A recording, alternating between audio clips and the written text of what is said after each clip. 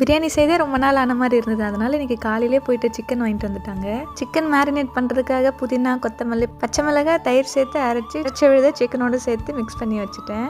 ரொம்ப நாளுக்கு அப்புறம் பிரியாணி செய்யறதுனால எப்படி சேர்த்துனே மறந்து போச்சு. அதனால ஒரு சைடு ஃபோனில் வீடியோ பார்த்துக்கிட்டு இன்னொரு சைடு பிரியாணி செஞ்சுட்டு இருந்தேன். நம்ம பார்த்து செய்வோம், அப்போல்லாம் நல்லாவே வராது. ஏனோ தானன்னு செய்யும்போது மட்டும் நல்லா வரும். தனியாக இருந்தால் கூட நானே ஏதாச்சும் சமைச்சிருவேன். ஆனால் கூட என் கனவு இருக்கிறதுனால பிரியாணியை நான் சொதப்பிடணும்னு நினச்சி பண்ணிட்டு இருந்தேன். இல்லை கலருக்காக Kashmiri chilli powder, red chilli powder, biryani masala வீட்டிலே அரைச்சிது இதுதான் ஆட் பண்ணியிருக்கேன். இதுவரை கரெக்டாக பண்ணிட்டேன். இந்த காரம் உப்பு பார்க்கறதுல மட்டும் எனக்கு கொஞ்சம் சொதப்பெல்லாம் இடம்.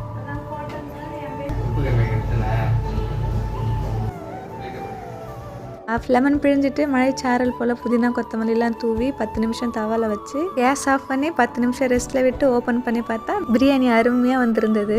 2 பேரும் உப்பு மாற்றி பார்க்குறேன்னு சொல்லி உப்பு போட்டதுனால லைட்டாக உப்பு மட்டும் அதிகமாகிடுச்சு. மற்றபடி டேஸ்ட் நல்லா இருந்தது.